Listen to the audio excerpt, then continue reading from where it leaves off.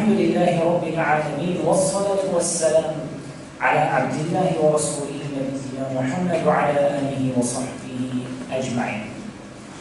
So that was our last scheduled break. What we have now is around about an hour left.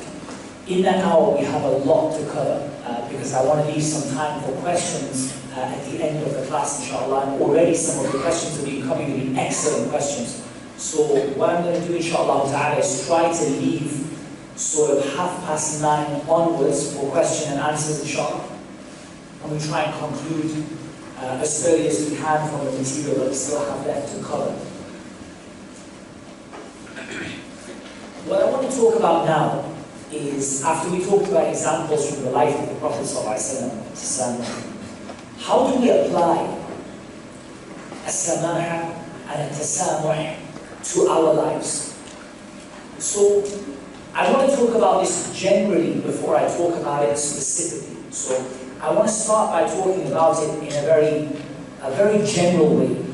So what you're really looking for is any situation in which you have a dealing with someone else and one of two things applies. Either you are able to do more for them than would be their expectation, or you have a right over them that you are able to forgo and leave. Any situation like that is a situation in which tasamuh applies. So we said, in a very general sense, any situation in which you are dealing with other people and you are able to give them more than their expectations, or you are able to forego some of your rights and let them go, this is the perfect opportunity to implement and practice samah and tasamuh, being easygoing and lenient and tolerant. So for example, if we look about the situation at home, let's just take, for example, between the spouses. The majority of, because nikah is a mu'amala, right? Nikah, marriage is a mu'amala. It's effectively a dealing or a transaction between people. And because nikah is a mu'amala, it's a transaction between people, it's primarily a series of rights that a husband has and a series of rights that a wife has. Those rights, for the most part, are not rights of Allah Azza wa Jalla. They're not things that are the right of Allah subhanahu wa ta'ala. They are things that if the husband wants to let them go, he can let them go. And if the wife wants to let them go, she can let them go. This is the perfect opportunity for tasamuh. Let's try and find a good, I'm trying to avoid a complicated word, but like reciprocal leniency, like just being easygoing with each other. Being easygoing with each other. So for example, just to give an example, one of the rights of the husband over the wife that the scholars mention is the right of serving the husband. So just generally looking after him, making sure he's taking care of him, looking after him, making sure that his basic kind of needs around the house are met. This is the right of the husband. It is within his right at any time he wants to forego any part of that he wants. So when he sees that his wife's had a long day and she's tired, and maybe there was a khidmah he wanted from her, something he wanted from her to do for him, prepare for him, or make for him, or get ready for him, and he sees that she has had a long day and she's been doing a lot of stuff, and it's going to be difficult for her. If he wants to practice that tasamuh, then he's easygoing with her and he lets it go. When he lets it go, it doesn't anger Allah. It doesn't anger Allah, because it's not a right of Allah subhanahu wa ta'ala. It's not between her and Allah, or between him and Allah. It's between him and his wife. So he lets it go. And he says, oh, it doesn't matter. She says, oh, I didn't cook anything this evening. He said, it doesn't matter, inshallah, no problem. It doesn't matter. Inshallah, we get something from now. Because he's easygoing, he wants tasamuh. And the same thing with the wife towards the husband. For example, one of the rights of the wife over the husband is for the husband to spend upon her. And we all know that sometimes finances are a little bit squeezed, and sometimes situations are easier. So when the wife sees that the husband's finances are a little bit squeezed, and she's willing to just let some of that go, let some of the things that she would normally have asked him for, she lets it go. She lets it pass. Never mind, I was going to ask him to buy me this because it's my right, that he's supposed to spend on me bil ma'ruf according to my custom. So if she's a princess, then she has the right to everything that a princess has the right to. A palace and a castle and servants and all the rest, that's her right. وَعَشِرُهُنَّ بِالْمَعْرُوفِ Live with her according to the custom, according to her status and her level. She lets some things go when she sees that things are a little bit difficult for the husband. She lets some things go. So he lets things go and she lets things go. That builds tasamuh between the husband and the wife. Each one lets things go. That doesn't mean they let the rights of Allah go. That, for example, the husband sees his wife disobeying Allah and he says, I'm going to let it go. No, you don't let the rights of Allah go. How you deal with it, that's a different thing. Being soft, being gentle, being kind, that still applies. He doesn't let it go because it's not his right to let it go. It's not within his permission to let it go. It's the right of Allah Azza wa Jalla. But when it comes to his rights, he lets it go. He's easygoing. And the same with his wife, that when it comes to her rights, she lets things go. She doesn't take her husband to account for everything that he's required to give her. Sometimes, when she sees that he's had a hard day, and instead of coming home and talking to her and engaging with her, which he is required to do, because the Prophet ﷺ, when he would come home, and when he would see if he came at night and he had finished his prayers, and his wife was still awake, he would speak with her. He wouldn't ignore her and go to sleep. He would converse with her if she saw that she was still awake. But sometimes she sees the husband had a hard day at work and he doesn't really want to engage, he just wants to rest and relax. She lets it go. She lets it go and he lets it go. In something which is not the right of Allah Azza wa Jalla. This is a perfect example of tasamuh within the home. What about tasamuh between the parents and the children? No doubt the parents have rights, which are between them and the children. And the children have rights which are between them and the parents. So like we said, when the parent asks their child to do something for them and their child doesn't do it in quite the right way, the parent doesn't take them to account and be harsh and hard with them. Instead, the parent may educate them and say, look, next time don't do it like that. Try and learn. Next time don't be like that. But they don't take them to account and be harsh and hard with them. And likewise, the parents have rights, the children have rights over the parents also, even if the rights of the parents are great. But children have rights over the parents. And sometimes the parents might not fulfill those rights in exactly the way that is required from them. And again, in this case, everybody lets the other one go and they're easy and gentle about these issues. So there is tasamuh between them. And you could argue that when it comes to the children towards the parents, it's not tasamuh because the child towards the parent is obliged to overlook what their parents buy. It's wajib upon them to overlook what their parents do. But in any case, the idea is still there, the concept of being easy with each other and not being hard and harsh with each other, even when things are not necessarily done in the way that people might want them to be. Likewise at work, a key time for tasamuh is when it comes to transactions, buying and selling, and demanding your rights and asking others or giving others the rights that they have over you.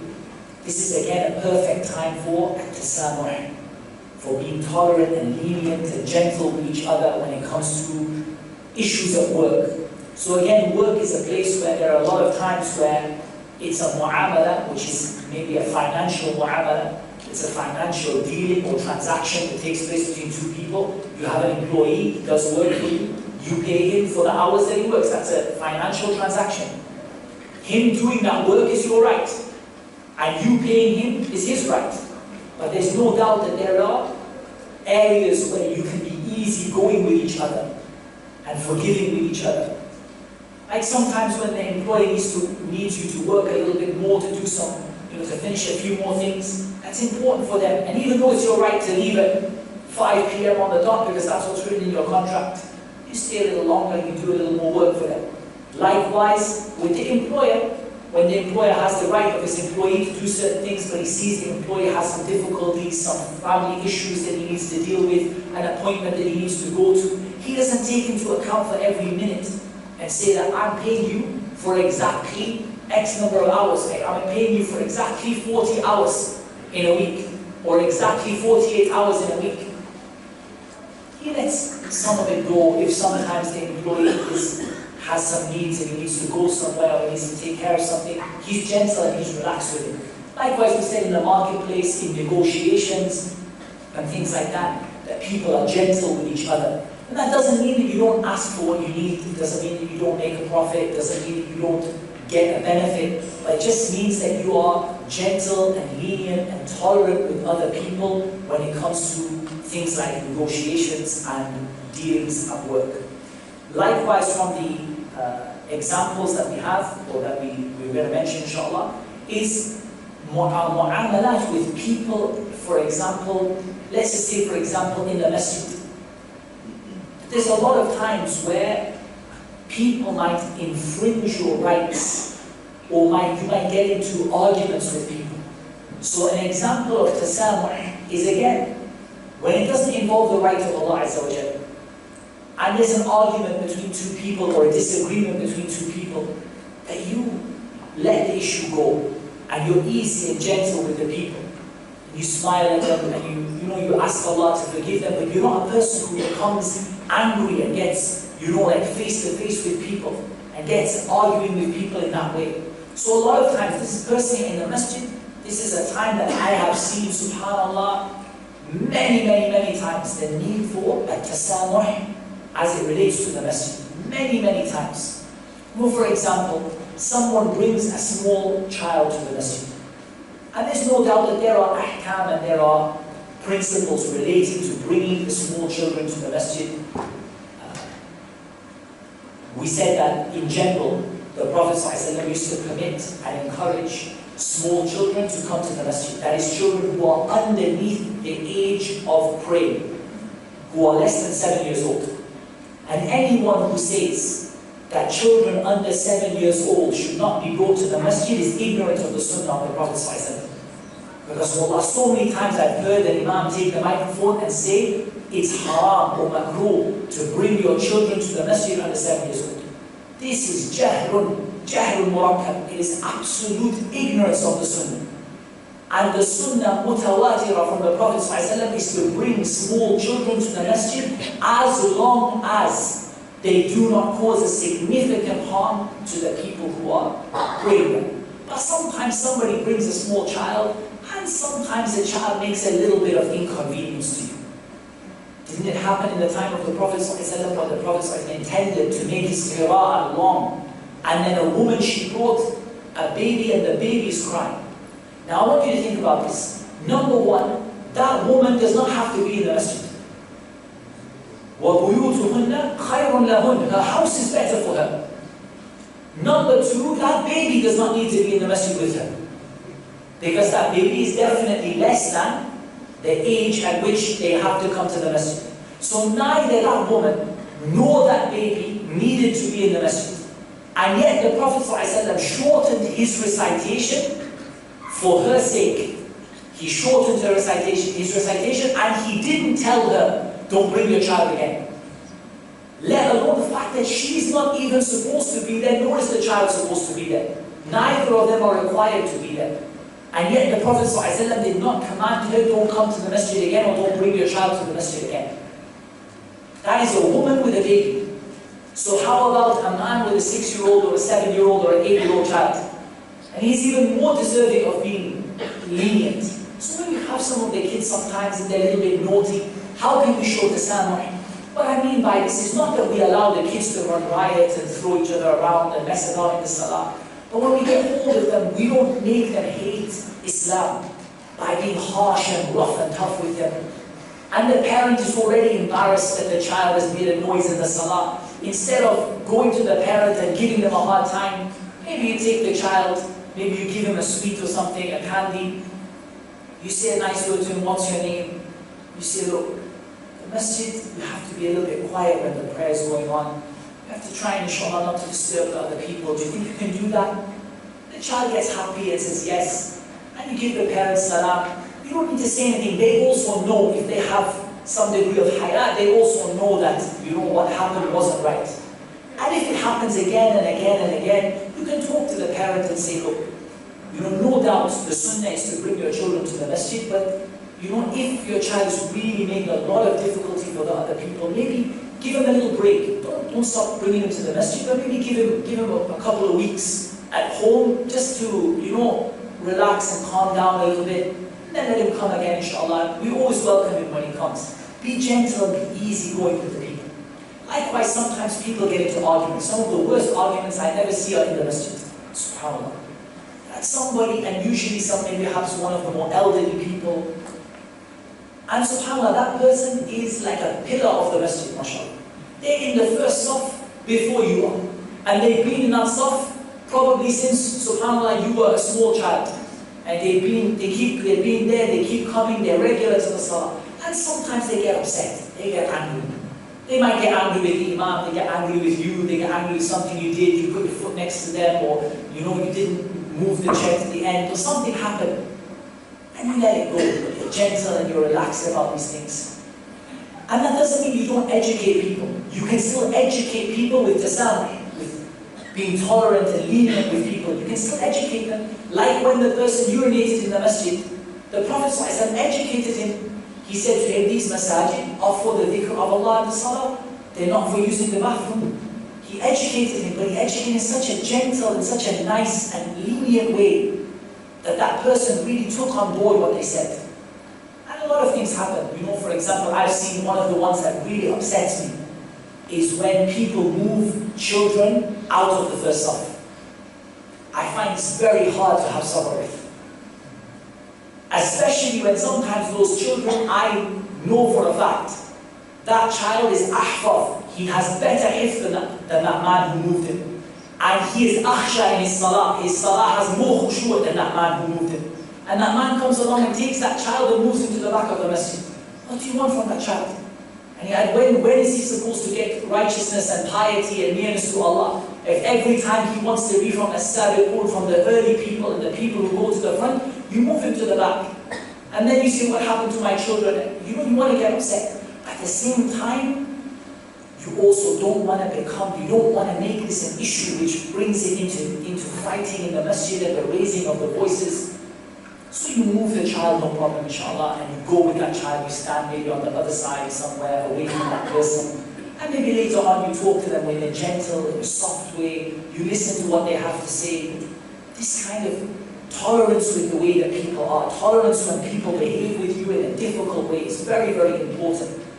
And sometimes also masail fiqhiyya, this happens to me a lot, is that I particularly have a habit of moving my index finger in the tashahhud, because I believe the hadith to be authentic about moving the index finger. And here, the Shafi'iyya, they don't like you moving the finger in the Rahimallahu Imam Shafi'i, Allah have mercy on Imam Shafi'i, they don't like you moving the finger in salah. So here I get a hard time when I move the finger. One time, one brother, he brought me the riwayat, and he brought me 12 of the Sahaba who narrated not moving the finger in the salah. And at that time, you naturally want to, speak back. And you naturally want to kind of shout back and argue and raise your voice and fight your corner, But tasamuh is more about, look, at the end of the day, this is a small issue of ikhtilaf. It's not worth you having a fight over, leaving arguing even when you're right.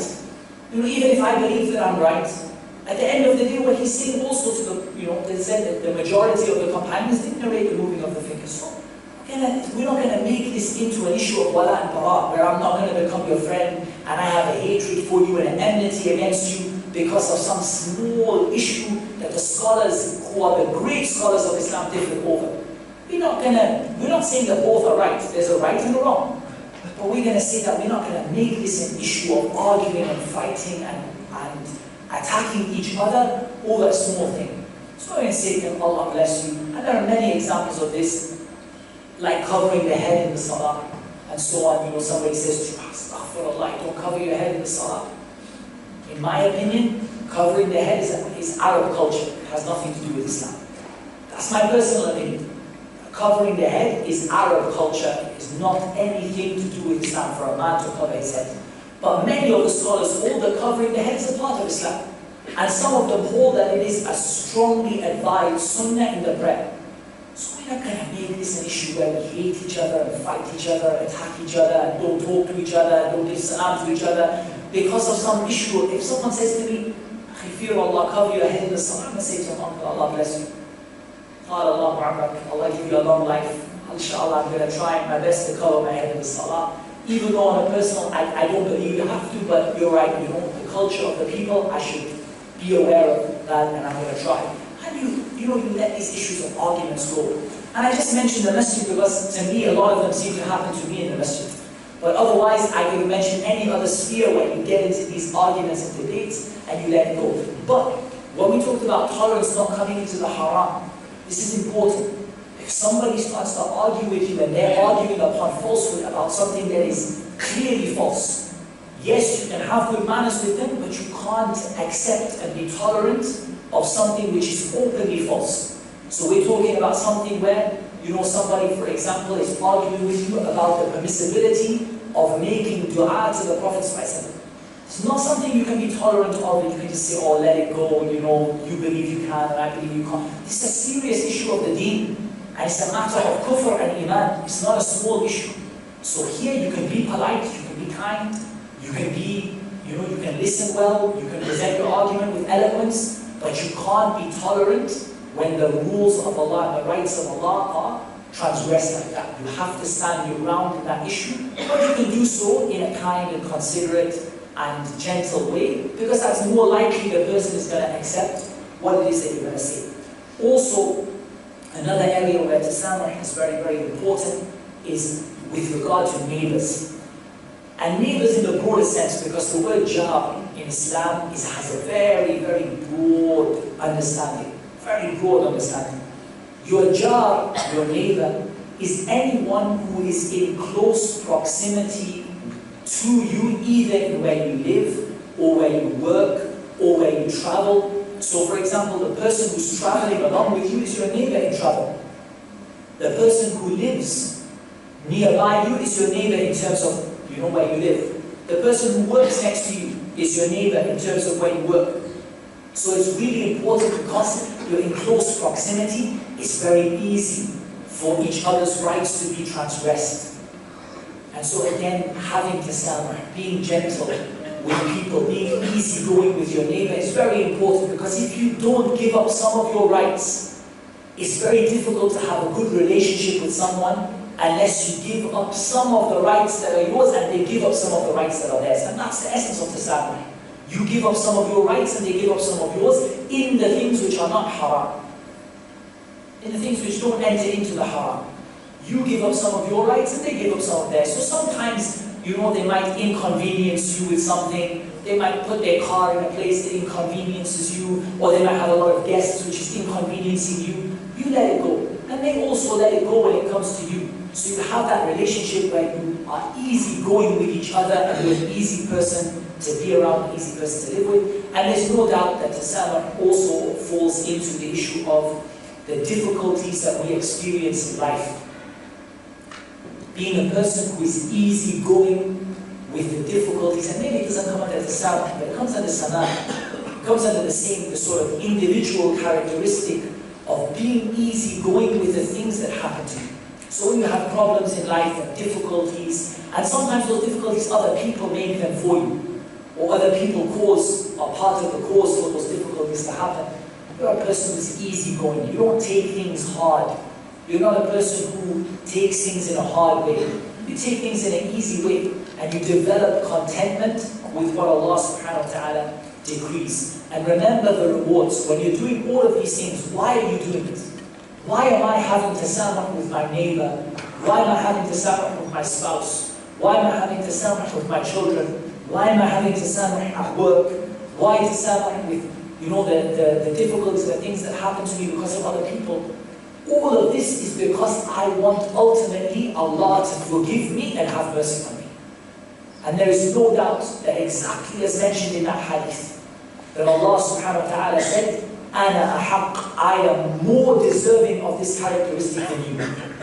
If you are going to be a person who forgives and overlooks and is gentle and forbearing, then Allah subhanahu wa ta'ala is going to forgive and pardon and overlook your mistakes, and Allah is going to be merciful to you. Because Allah subhanahu wa ta'ala is more deserving of every good characteristic. Allah subhanahu wa ta'ala is more deserving of it than you are, and more deserving of it than I am. So there is no doubt that if you show that kind of gentleness and leniency and forgiveness and pardoning towards other people, then Allah subhanahu wa ta'ala is going to show even greater forgiveness and pardoning and overlooking towards you.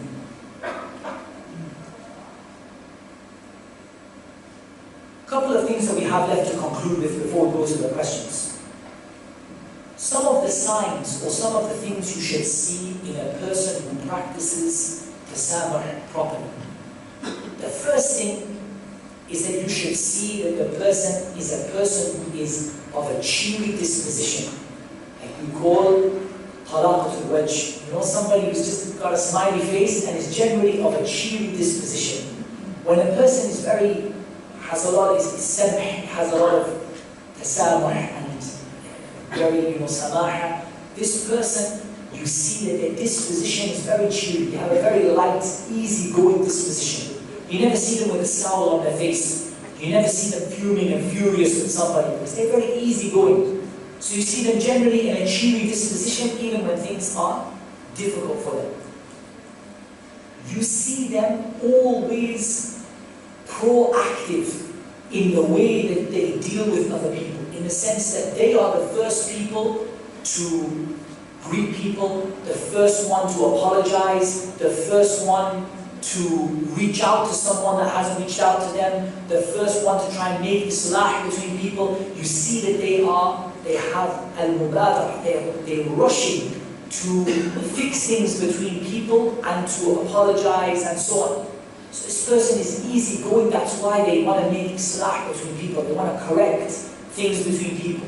And if something is bad between them and someone, they'll go up to them and try and fix it and repair it. So they're a person who's easygoing with other people. And the third thing you should see from the person is that they should be a person who is easy to live with and isn't prone to strictness and severity. A person who is easy to live with. Like whatever you do with them, you do business with them, they're easygoing. You live with them, they're easy to live with. You travel with them, they're easy. They're not hard and difficult people. They don't make difficulties for you. So like when they come and you say like, whatever, you've got something like requirements, you're traveling with someone. You ask them, for example, where shall we stay? They don't have a long list of requirements and difficulties and complicated things, or what shall we eat, or things and not this and I want this and that. They're a person who's not fussy. That's something you should see in a person that has samah, they're not fussy. They're not fussy people. They're generally easy, of an easy nature. And they don't have tashaddud. Now when we say tashaddud, the problem is today that again some people have a misunderstanding of strictness. Is that when you follow what Allah Azza wa Jal commanded you to follow, they say you're strict. That's not strictness. Because if you're saying that's strictness, then you're saying the Prophet ﷺ was strict and harsh and severe. And Allah Azza wa Jal said that he wasn't. So it can't be the case. Following Islam is not strict. Following Islam is not extreme. Following Islam is easygoing and gentle.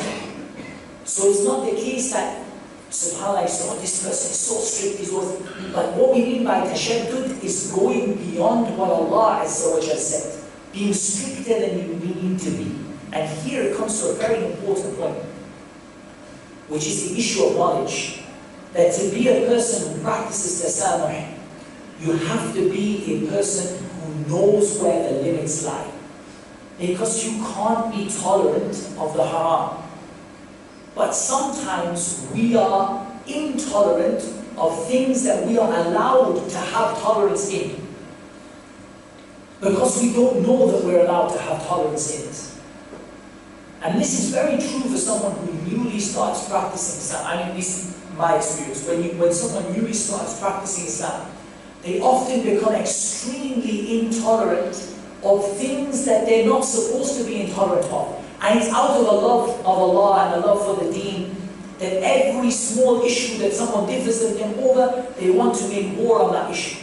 And they become extremely intolerant. And that's only because of the love that they have for Allah subhanahu wa ta'ala, for the deen, but it's a lack of knowledge. And subhanAllah, you see, and I'll tell you a story of one of the mashayikh. I won't mention who it is, but he's one of our shuyukh, one of our teachers. That it's mentioned in his early days, he was quite, harsh and hard. And he used to go and sit with some of the mashayikh. He used to go and sit with Shaykh al-Albani, rahimahullah ta'ala. And they said that every year that he would go and sit with Shaykh al-Albani in the summer, he would come back to Medina, he would come back more tolerant. And that doesn't mean more tolerant that he would leave the haram and not keep, no, but he would become more aware and more knowledgeable about the things that he was allowed to be tolerant in. So his nature became more tolerant and more easygoing. And now, subhanAllah, he's one of the most easygoing and gentle and kind people that I've ever met. And yet in his early scholarship, when he first became a scholar of Islam and a serious student of Islam, he was known for being very harsh and very tough.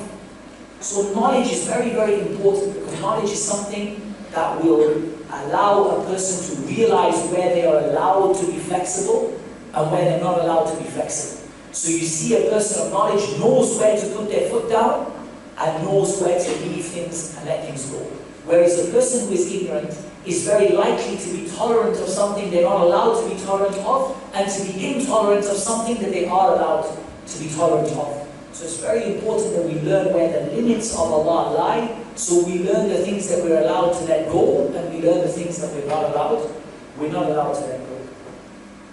There are no doubt that there are some characteristics which are closely related to Samah. From them are Al-Hilm. Al-Hilm is where you are not quick to punish someone for the wrongs they do against you. So Allah Azza wa Jal is Al-Halim. And the meaning of Allah Azza wa Jal's name, Al-Halim, is that Allah does not take to account the people who sin against Him straight away. Rather, Allah gives them a chance to make tawbah, a chance to change, an opportunity to turn His forgiveness, and so on.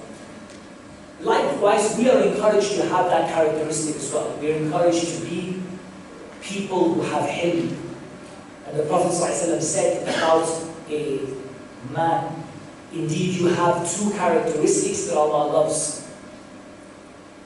Al-hilm wal-ana, that you are slow to punish. You don't, if someone does a wrong to you, you don't take your revenge on, you're not a person who's quick to take revenge. You're a person who's forbearing, you put up with the difficulties people do towards you. And you're slow or cautious, not slow, but you're cautious in making decisions. So this is also from Samah, having al-hilm, being a person who, when someone does a wrong to you, you're not quick to take a revenge against them. You're someone who takes things slowly and puts up with a lot of difficulties from the people, and you're selective about what you take people to account for. From it is al-afu, pardon. Al-afu is more specific than samah. If you look at samah, samah is about generosity, it's about giving, it's about exceeding people's expectations, it's about overlooking, it's about letting your rights go, whereas al-afu is about letting go only. So al-afu seems to me to be like a part of samah. It's a part of it, but it's not the whole thing. Because there are other elements. Samah almost has two parts. It's about giving more than people would expect and letting things go. Whereas al-afu is more when someone has done a wrong to you, you let that wrong go. As-Samah could be someone, for example, who had a debt and you let the debt go. It's not a wrong. It's not someone did something wrong to you. So Al-Afu is a bit more specific, but pardoning and overlooking, being merciful towards people is an aspect of it also. There are many, many other aspects of a person's character which we can say relate to Samah, relate to being tolerant and lenient and easygoing with people. The last thing that I'm going to talk about, inshallah, is I'm going to talk about Samah as it relates to the religion of Islam. Because there is no doubt that the religion of Islam is a religion which is extremely, extremely tolerant and easy to practice. Allah Azza wa Jalla said in Surah Al-Baqarah, ayah number 185, يُرِيدُ اللَّهُ بِكُمُ الْيُسْرَ وَلَا يُرِيدُ بِكُمُ الْعُسْرَ. Allah wants ease for you and doesn't want difficulty. And if you want to check your understanding of Samah, that you've really understood it properly, one of the ways to check it is to see if you've understood it properly, then you understand how it applies to Islam. Because Islam has halal and it has haram.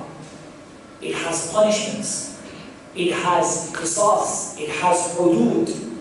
But at the same time, we recognize the forgiveness and the leniency and the fact that Allah subhanahu wa ta'ala doesn't take us into account for most of the things that we do. And Allah Azza wa Jalla has been silent about many rulings to make things easy for us. And from the example of that is in the example of the Hajj, when the Sahabi said to the Messenger of Allah sallallahu alayhi wa sallam, أَفِي كُلِّ عَامٍ يَا رَسُولَ اللَّهِ, every year should I make Hajj? The Prophet was silent. He said, every year, O Messenger of Allah. The Prophet was silent. He said, every year, O Messenger of Allah. The Prophet said, لَوْ قُلْتُ نَعَمْ لَوَجَبَتْ. If I say yes to you now, it's going to become obligatory and you'll have to do it every year, you'll not be able to do it. So many, many things Allah Azza wa Jalla did not reveal out of a mercy to us. And if you look at the opposite, if you look at what happened to Bani Israel, when Bani Israel disobeyed Allah, Allah Azza wa Jalla gave them difficulty in their ahkam. Look at the example of the baqarah, the cow. In the beginning, slaughter any cow. Allah Azza wa Jalla wants the religion to be easy for you. Just find a cow, slaughter the cow, bismillah, job done. They said, what cow? Okay, now it has to be a cow that's neither young nor old. Any cow, just make sure that it's not a newborn calf and make sure that it's not, like on its last legs. No problem. Slaughter a cow. What color? They made things difficult for themselves. They brought hardship and difficulty upon themselves. So in Islam, we encourage not to do this. We encourage many, many things Allah Azza wa Jal, وَيَعْفُ عَنْ كَثِيرٍ. Many things Allah subhanahu wa ta'ala didn't mention to us in the Quran and the Sunnah in order that things become easier for you. In order to make things easy for you. And Allah Azza wa Jal said in Surah Al-Ma'idah, مَا يُرِيدُ اللَّهُ لِيَجْعَلَ عَلَيْكُم مِّنْ حَرَجٍ وَلَكِنْ يُرِيدُ لِيُطَهِّرَكُمْ وَلِيُتِمَّ نِعْمَتَهُ عَلَيْكُمْ لَعَلَّكُمْ تَشْكُرُونَ. Allah Azza wa Jalla said, Allah doesn't want to make any difficulty for you, but He wants to purify you and complete His blessings upon you so that you might be grateful. Allah doesn't want haraj for you. And there is something beautiful in this, that every single ruling of Islam, none of it is there to make haraj for you. None of it is there to be difficult for you. So for example, if a lady says, oh, this hijab, it's hard, it's difficult. Know one thing, that Allah did not make this ruling to make things hard for you. Allah Azza wa Jalla made it for a very clear wisdom and purpose and need it. You need it. It's good for you. You need it. Allah doesn't want to make any ruling that is difficult for you. Every single thing that you are required to do in Islam is to make things easy. Look at the prayer. Instead of 50 times a day, 5 times a day. Why not 1 time a day? Why 5? 5 times a day because Allah knows that you need to pray 5 times a day. You need it. It's good for you. It's not good for Allah. Nothing benefits or harms Allah subhanahu wa ta'ala. It's good for you. Allah doesn't want to make haraj for you. Look at how you can combine Dhuhr and Asr when there's a difficulty, and Maghrib and Isha when there's a difficulty. Allah doesn't want to make haraj. Look at how you can pray anywhere on the earth that is pure. وَجُعِلَتْ لِيَ الْأَرْض مَسْجِدًا وَطَهُورًا. The whole earth has been made a masjid and a place of purification. Instead of other religions where you have to pray inside of the place of worship. Allah Azza wa Jal made this religion extremely easy. The Prophet said, إِنَّ الدِّينَ يُسْرٍ وَلَنْ يُشَادَّ الدِّينَ أَحَدٌ إِلَّا غَلَبَهُ فَسَدِّدُوا وَقَارِبُوا وَأَبْشِرُوا. The Prophet said this religion is ease, and nobody tries to overcome or go to an extreme in this religion except that the religion will defeat him. فَسَدِّدُوا وَقَارِبُوا وَأَبْشِرُوا. فَسَدِّدُوا, do the right thing. وَقَارِبُوا, come as close to it as you can. Sometimes you can't pray standing, pray sitting. You can't quite find the right Qibla direction, get as near to it as you can. فَسَدِّدُوا وَقَارِبُوا, do the right thing and get as near to it as you can. وَأَبْشِرُوا, and make things easy, give people glad tidings. Be a person who makes things easy for people, but makes things easy for people in that which doesn't fall into the haram. It's not somebody says, okay, take riba and make things easy for you. Allah, you can't make things easy in something that is haram, because that thing is haram for a wisdom and a reason. It's haram because it's going to destroy you and curse you and make things bad for you, and it's going to bring you harm in the dunya and the akhirah. It's not haram because Allah wants to make it hard for you. It's haram because it's harmful to you. Everything in Islam is a mercy. This every hukam from the ahkam of Islam is a mercy. Wallahi, even the hudud, the prescribed punishments of a life for a life, and cutting the hand of the thief, and so on. Didn't Allah Azza wa Jalla say, وَلَكُمْ فِي الْقِصَاصِ حَيَاةٌ يَا أُولِي الْأَلْبَابِ. In this law of a life for a life, there is life for you. This is a mercy for you to stop people killing each other. It's not to cause people to die or to carry out capital punishment to as many people as possible, or to have people walking around without a hand. That's not the purpose of the hudud. These hudud are a rahmah that protect the society and they protect individuals. Because when the shaitan comes to you and says, take that thing, you think, do I want to take that thing? I need my hand. And you leave it. Because of the fact that if this hand wasn't there, you don't feel something inside of yourself. You don't feel, that deterrent that is there. Every single ruling in Islam is not to make haraj for you. It's not to make difficulty for you. It's there to be a mercy for you, to be an ease for you, to stop people from doing things that are going to bring them harm in the dunya and in the akhirah. And there are many, many examples of this. I think inshallah ta'ala we can suffice ourselves with that and go to the Q&A because we have a lot of questions. But what I want you to take from this essentially is a few basic things that I just want everyone to remember. Number one, I wanted you to understand as-Samah and Tasamuh with a wider understanding than just the word tolerance. I wanted you to understand that Samah refers to giving more than expectation and letting go of things that were your right. I wanted you to understand that Tasamuh is when we do this reciprocally. So I do it to you and you do it to me. That's what Tasamuh means, tafa'ul, that I do it to you and you do it to me. So the basic principle is Samah, and I practice Samah towards you and you practice Samah towards me, and we call that Tasamuh. I wanted you to understand that tolerance has defined limits in Islam. It's not absolute in the sense that you are tolerant of everything from everyone at every time. Rather, you are tolerant in the things that you have a right to forego. You have a right to leave them. You have a right to say, I forgive you. As for something which is the right of Allah, you don't have the right to be tolerant in it. Because it's not from your rights in the first place. If Allah Azza wa Jal is tolerant of it, that's a different matter, because that's His right. But it's not your right. Likewise, you can't be tolerant of a dhulm that is done to somebody else, an oppression that's done to someone else. It's not your right to be tolerant of it. So we had to understand that it has limits. And we wanted to understand the wider applications of having tasamuh in all of the dealings that we have with people, financial, personal, marriage, children, parents, all of those different examples that we gave, the masjid, the religious disagreements we might have among each other, and really understand how to implement this. And most importantly, I wanted you to understand that this is a beautiful characteristic from the characteristics of the Muslim personality. And what I've talked about tonight is one characteristic. I took it from an encyclopedia, it's really beautiful. For those of you who speak Arabic, it's part of a website which is called Ad-Durar As-Siniyya, or Ad-Durar As-Siniyya, and it's a website called durar.net. It's only in Arabic. But they have a mawsu'a, like an encyclopedia of akhlaq. It's called Mawsu'at al-Akhlaq. It's really very beautiful. And in it, just the praiseworthy characteristics of the Muslim personality, there must be at least 30 of them. And each one has at least as much detail as that. So it's a lot of work we have to do on developing our personality and our character.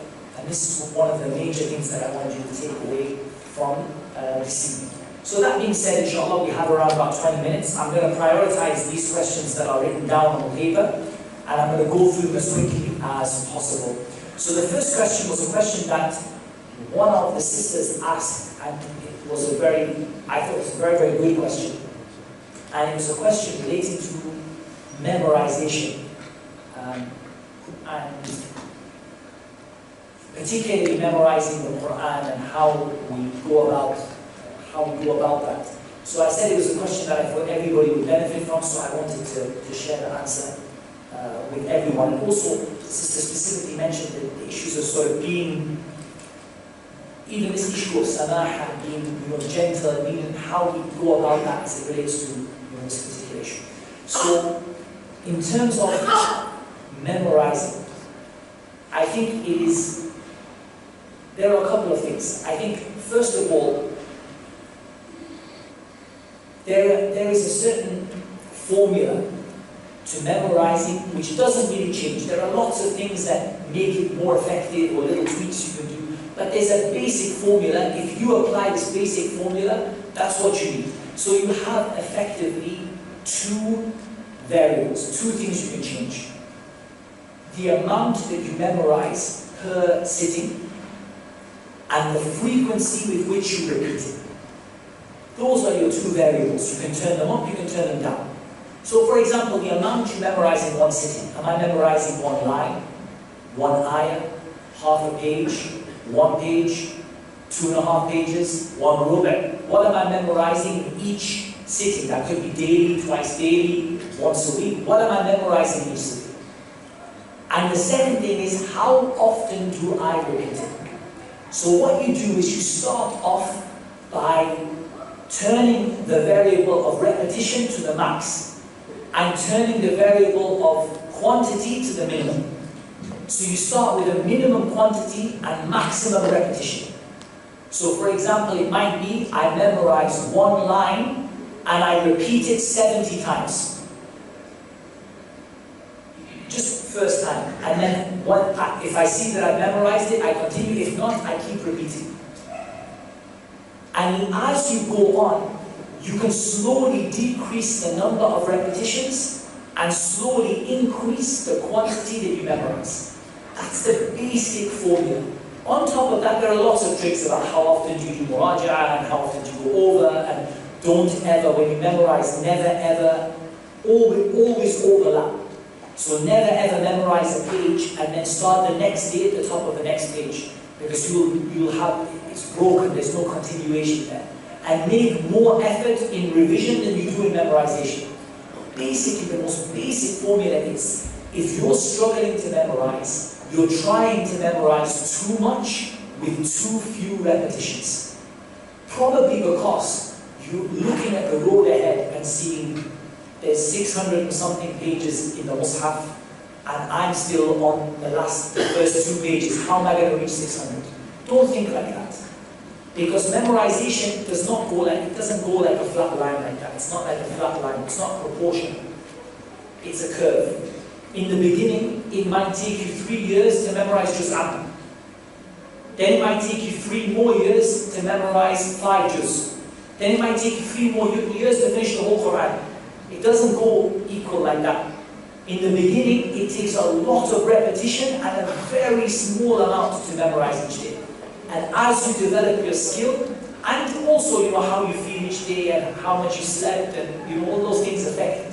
But the basic formula is you need to repeat much more than you think. Many people, what they do is they commit memorization to short-term memory. And short-term memory might take you 5-6 times. 5-6 times you repeat it, it's in your short-term memory. But long-term memory, you might need over 50, you might need 100, you might need 200 times to commit it to long-term memory. And that might have to be over 3 or 4 days. 50 times, and then 50, and then 50, and then 50 before it goes in to long-term memory. Short-term memory, 2-3 times. And you're like, mashallah, look how much I can memorize. But it doesn't stay. And likewise, like I said, the only other thing I would add is give more emphasis to revision than you do to new memorization. What I do, personally, is I divide the Quran into three categories. Brand new memorization is something you've never memorized before. Nearly new memorization is something you've recently memorized for the first time. And old memorization is something you memorized quite a while back and you've revised it a few times. So always I give more emphasis to nearly new memorization than anything else. That's the stuff that you just memorized this week or the week before.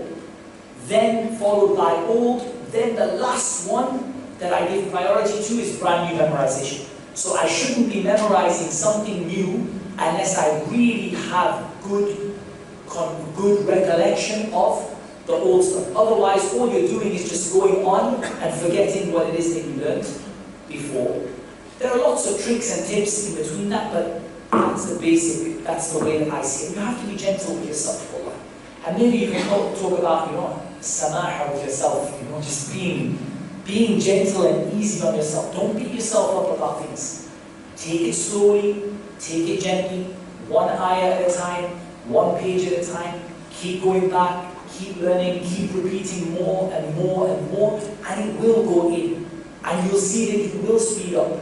Don't look at the person ahead of you who's memorizing, like I've memorized the whole Quran in 10 qira'at, and I'm now memorizing Bukhari and Muslim, and then inshallah next, in the Samah, I'm planning on memorizing all of the 4 Sunan.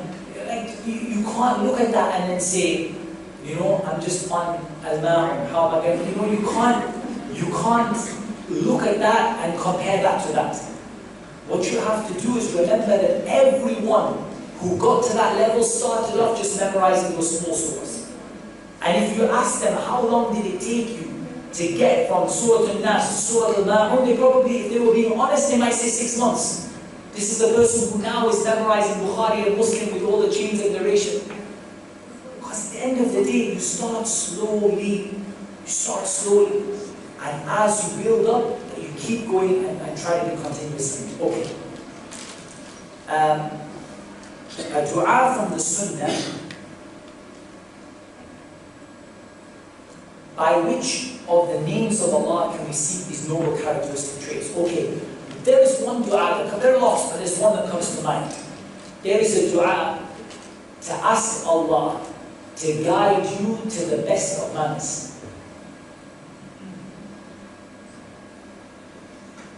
And I'm trying to think, there is a wording of the dua, but the general wording of the dua is Allahumma ahdina li ahsani akhlaq, la yahdi li ahsaniha illa ant, wasrif anna sayyi'aha, la yasrifu anna sayyi'aha illa ant.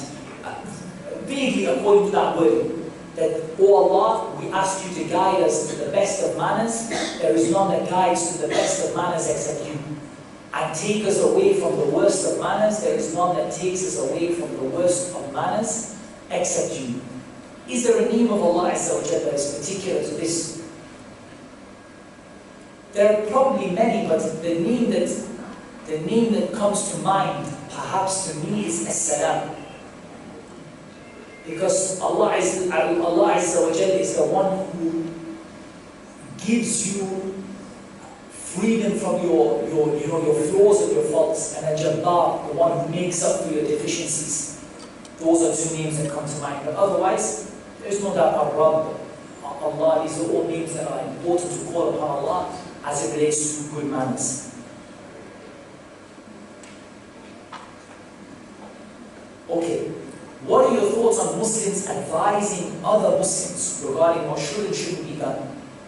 Small things, such as praying without socks on, hair sticking out through hijab, and so on and so forth. Wallahi, this is a big question. Because in fact, if we were to have a seminar, if we could have a seminar, maybe Abdullah, you can make a little note of this one to have a, there's a big need for a seminar on this topic of Adab al-Khilaf. How do you differ with people about things? And which things are important and which things aren't important?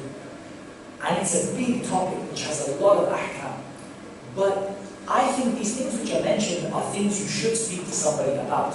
So if the lady has some of the hair showing from her hijab, I think it is befitting for another lady to say to her about it. But the question is how she says it. Because there is a way to say it which will encourage the person, and there is a way to say it which will discourage the person. So it's important the way it's said.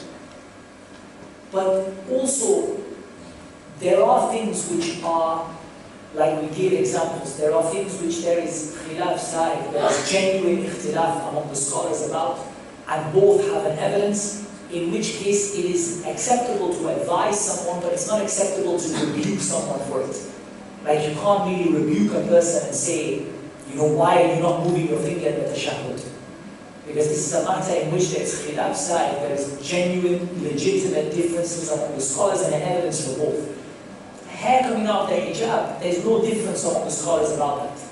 They all agree that it's not permissible, but the issue is how you advise the person. How do you advise them? In what way do you advise them? And whether the ikhtilaf is sa'id or ghayr sa'id, is it legitimate ikhtilaf or not legitimate? For example, there is ikhtilaf about, let's say for example, take an issue, is music permissible? There is no real ikhtilaf on this issue.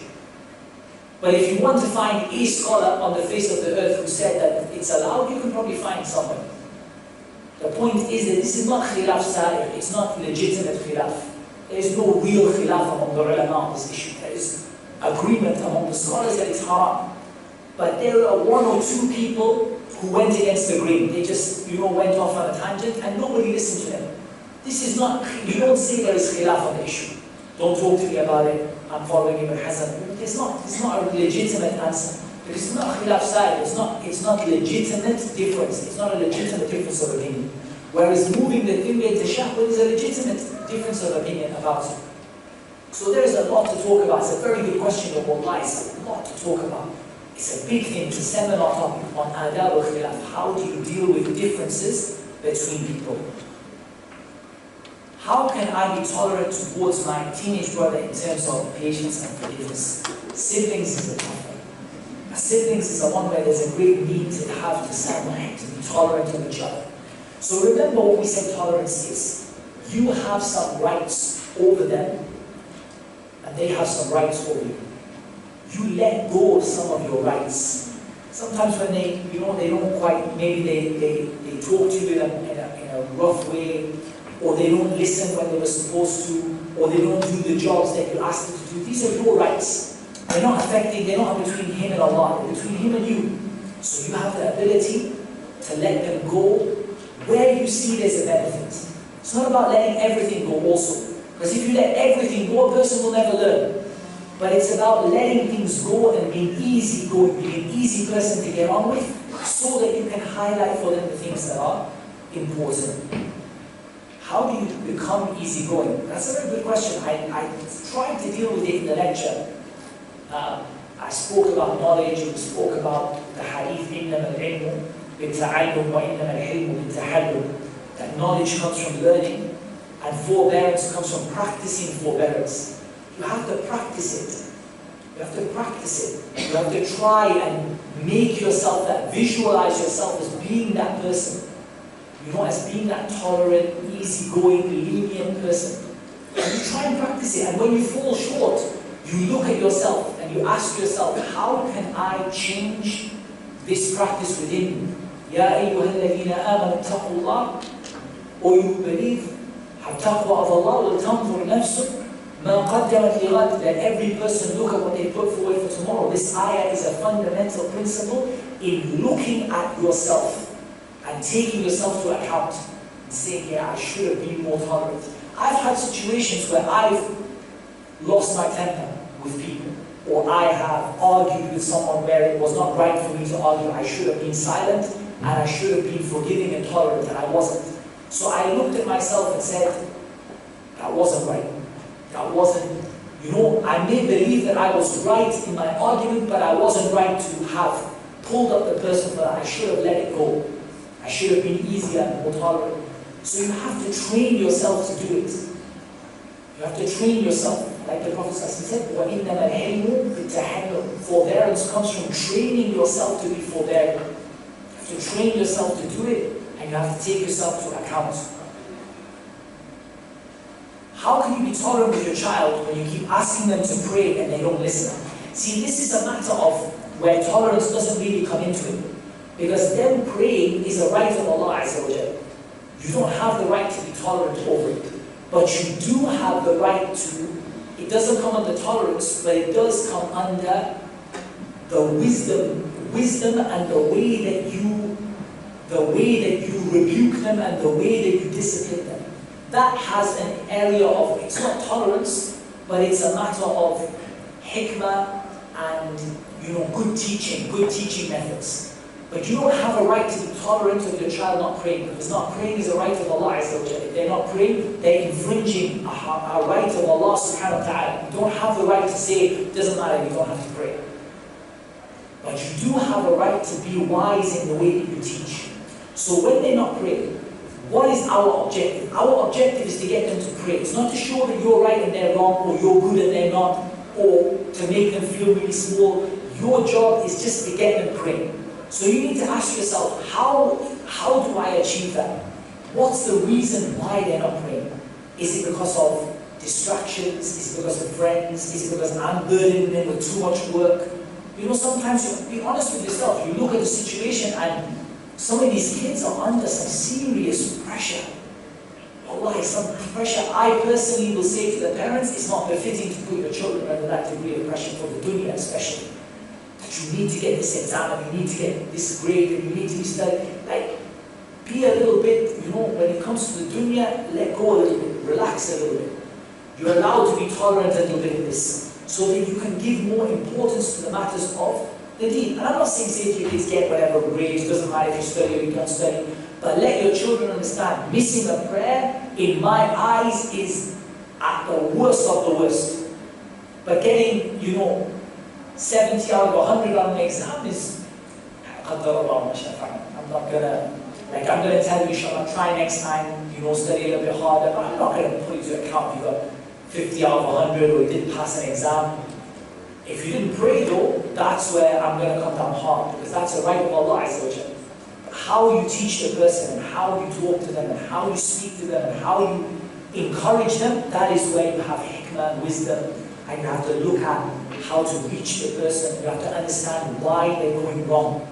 And a lot of times with parents, you've got to look at their influences, you've got to look at yourself. Are you yourself lazy on the prayers? Or is your spouse lazy on the prayers? Children take a lot from their parents, a lot. Or do they have friends that are lazy with their prayers? Look at those issues as well. Okay, this is a beautiful question. I really love this question. How do you keep a healthy relationship with your parents when your parents are hard and harsh and you want to be easygoing? It's a very good question, because wallah, it's very common. And I say this to the parents. Do not make birrul walidain hard for your children. There are some parents who, wallahi, they make it hard for their children to do birrul walidain. And I heard some of our shaykh say that one of the worst characteristics of a parent is to make it hard for their children to be good to them. Make it easy for your children to be good for you. Don't make it hard for them. So some parents are hard, they're difficult. But as for the child, this is where we talk about you can be lenient, but it's not really tasamuh. It's not really an issue of tasamuh because it's wajib upon you. That whatever harshness your parent displays towards you, you have to be wujuban, by fard upon you, you have to be gentle with them. Allah subhanahu wa ta'ala said that you can't say to them, لَا تَقُلْ لَهُمَا uff. You can't even say to them uff. That's wajib upon you. It's not tasamuh. You're not just giving up some of your rights. But it is a valid question about how to be gentle with parents that are difficult. I think the first thing is to remember, one of the best things I can say to you is, remember that you're doing it for Allah. Because when you try and do things for other people, it's hard to be gentle when people are hard with you. When you do it for them. But when you do it for Allah, it's very easy. So one of the things I encourage you to remember is the ayah, and I always remember this ayah when people are difficult with me. إِنَّمَا نُطْعِمُكُمْ لِوَجْهِ اللَّهِ لَا نُرِيدُ مِنْكُمْ جَزَاءً وَلَا شُكُورًا. We only feed you for the face of Allah. We don't want any reward from you or any gratitude. I don't want anyone to give me a reward for something I did for them. And I don't want anyone to say thank you. If they say thank you, they say thank you. It doesn't make any difference to me. If you say thank you, you don't say thank you. It doesn't make any difference to me at all. Because what makes difference to me is, did Allah accept it or not? Is Allah going to reward me or not? So when I have a difficult parent who's making things hard, and I'm trying to be righteous and kind towards them, but they're making it hard for me, I have to remember that my righteousness towards them is not between me and them. It's between me and Allah. It's about Allah accepting that from me. And when you think of it like that, your love of Allah will give you an extreme amount of gentleness and kindness towards people who are very, very harsh towards you. Because you remember that what you want is you want it from Allah. It's not between you and them. It's between you and Allah subhanahu wa ta'ala. And when you do that, it makes it easier, inshallah ta'ala. And also, by helping them to learn, one of the greatest things you can do for your parents is to teach them beneficial knowledge. And the hard thing is that most parents don't want their children to teach them anything. And that's why it's hard. But honestly, if you can slowly, in a beautiful way, you give them a little lecture, a little video tape or something, maybe in a language they prefer, but you give them something that will educate them, will teach them.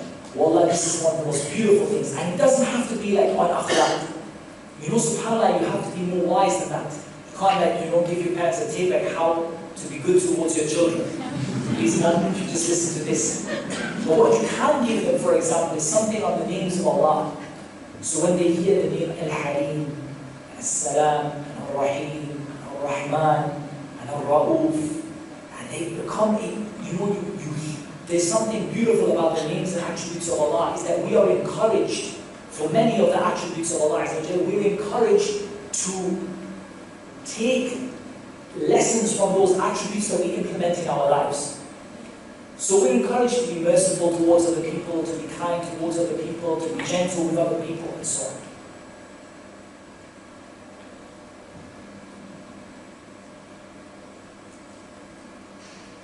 How do we develop the traits of Samah within ourselves? Because it's natural that we don't apply it when we need it, because difficult situations. It's very true.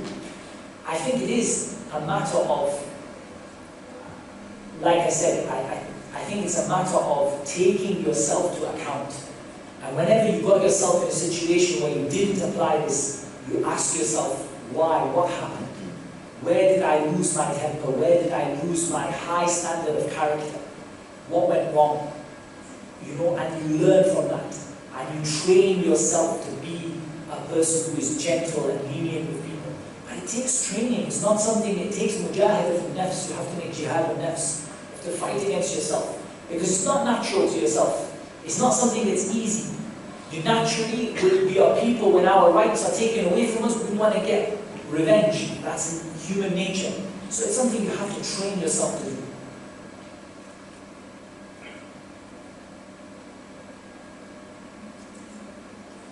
Is it a trait Samah, to avoid indulging in conversations that don't fall into your responsibility, or giving opinion on things that are, for example, related to the Muslim Ummah and their leaders. Definitely, no doubt about it.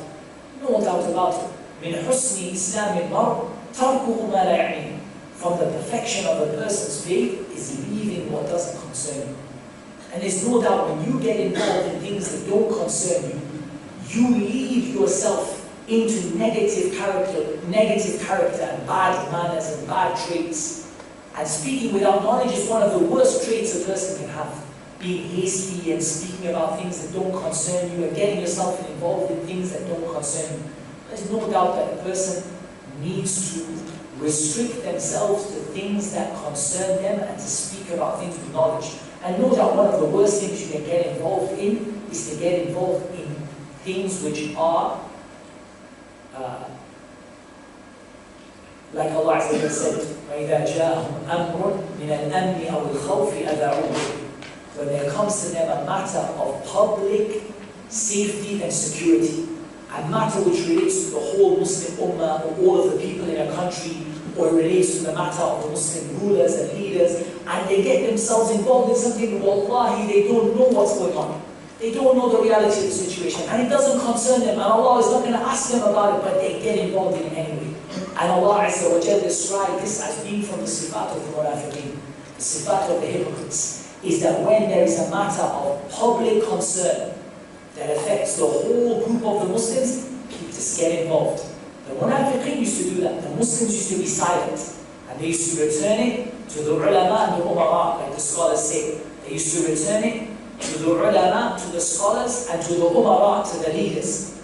Because the scholars have the knowledge to tell you what to do, and the leaders have the, the oversight or the big picture by which they understand the reality of what's going on that you don't have. They have knowledge and information about a situation that you don't know. So you leave these issues. You leave them to the scholars and to the umara, to the leaders, and you don't involve yourself in them. And know that if you see a person involving themselves in these issues without knowledge, this is a bad character trait, and it's a trait that is a trait of the munafiqeen, as Allah Azza wa Jalla told us about, and Allah commanded us to take it back. So there's no doubt that when you see somebody like that, it leads to harshness and it leads to extremism in the religion. And it leads to things like takfir, declaring people to be non-Muslims, and a lot of issues that become out of that, that fall under a lack of being, a lack of understanding and a lack of wisdom that comes out from involving yourself in things that don't concern you. So there's no doubt that has a connection. There's a very beautiful question here that I like a lot. People start dominating us if we are soft. To what extent can we keep forgiving people? This is a really, really good question, because there is no doubt that there is a wisdom as it relates to overlooking and forgiving. And I did allude to it when I spoke about the non-Muslims who attack you for your religion. That there are one of two situations. If you are in a position of strength and authority, you are required to push back against that, to meet it, not to be gentle and forbearing and patient, but to push back against it. And when you're in a position of weakness and there's no benefit in doing that and you don't have the authority to do it, then you let it go until Allah subhanahu wa ta'ala gives you that control and that authority. So that can be applied in general also to people as a whole. That if you see that the outcome of being soft is that you actually are giving that person ammunition to be even worse to other people, then this is a case where it is befitting to be a little bit harsh. But there are two things that I would say. Number one, you look at the ultimate outcome. And again, this is a really good topic for a seminar. This topic was held in Arabic by some of the Mashaykh here in the UAE. This topic of al-amr bil-ma'roof wa nahy anil munkar, commanding good and forbidding evil and the rulings related to it. It's a very good topic for a seminar. That if you see that you letting an issue go leads to a bigger evil, you should not let that issue go, as long as you have the authority and the ability to intervene. And if you see that intervening in the issue makes it worse, you should also not intervene in that issue if you see that the outcome of it is going to be worse. So you have to have a little wisdom in that. The general position though is tolerance, forgiveness, lenience. That is the starting position. That's where you start there. But when you see that that isn't working and it's increasing a person in their disobedience, then here you need to take a little bit stronger approach. You don't need to go to the other extreme and become extremely violent and abusive, and you just need to adjust yourself a little bit to the extent that is required to get that person to stop. So an example of this is bullying. When someone has a personality of bullying, generally the more tolerance you show them, the worse their bullying gets. That doesn't mean you need to meet violence with violence, but you also need to stand your ground a little bit and not be so forgiving, because it only encourages them. And when they see that you're going to stand your ground and that you're not going to budge, they will also back down. Then you can back down and become more tolerant and forgiving with them. But it is necessary to adjust it when you see that the outcome is going to be negative. And I think that answers the second question about teaching the children the difference between easygoing and bullying. So being easygoing and lenient, you overlook things. But when you see that the outcome of that is going to be significantly worse, it's not a small thing. The outcome is going to be much worse, and maybe that individual is going to go on to hurt many other people. Then you stand your ground. And perhaps in this you can take something from the names of Allah Azza wa Jalla. Allah subhanahu wa ta'ala frequently in the Quran combines between Al-Aziz and Al-Hakim. Al-Aziz is the mighty, the strong, the powerful, and Al-Hakim is the wise. What we take from this is that Allah subhanahu wa ta'ala, His wisdom is not weakness. If Allah subhanahu wa ta'ala lets something go, it's not because He was weak. He had every power to take you to account, but He let it go out of His mercy and His generosity and His wisdom. And likewise, if Allah Azza wa Jalla takes someone to account, it's not out of, unrestricted violence and aggression. Rather, it is power that is matched with wisdom, and wisdom that is matched with power. And you have to try to learn from that in your life as well. You should have the strength of character and the physical strength to be able to stand up to a bully. But once they see that you have that physical strength and that strength of character, and believe me, the character is more important than the physical strength. But you should have both, because the Prophet ﷺ said, "Al-mu'min al-qawi khayrun wa ahabbu ila Allah min al-mu'min al-da'if wa fi kullin khayr." The strong believer is better and more beloved to Allah than the weak believer, but both of them are good. So when people suffer bullying, two things that we often teach them is, first of all, developing strength of character. And often that comes from physical strength, because physical strength gives you confidence to be strong in character. It's not that physical strength means that you can beat the bully up. It's just when you're physically strong, you have more confidence. You have strength of character to be able to stand your ground.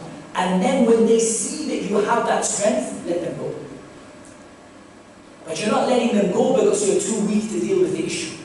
You're letting them go when they can see that if you wanted to, you could deal with it. But you let them go from a position of strength, not from a position of weakness. So you're not the person who, when the guy is, got you right by the neck and you say, "Okay, I forgive you." You're not that person. You're the person that has every ability to deal with that individual. And then when they see that you have control over them and power over them, you let them go. That is how you teach your children to be gentle and tolerant, but not to give in to bullies. You have to develop strength of character. It's very, very important. Because bullies generally, the way this works, this is the only thing I've seen is effective against bullying in schools, is working on strength of character, leadership skills, individuality, strength of personality, having a strong identity.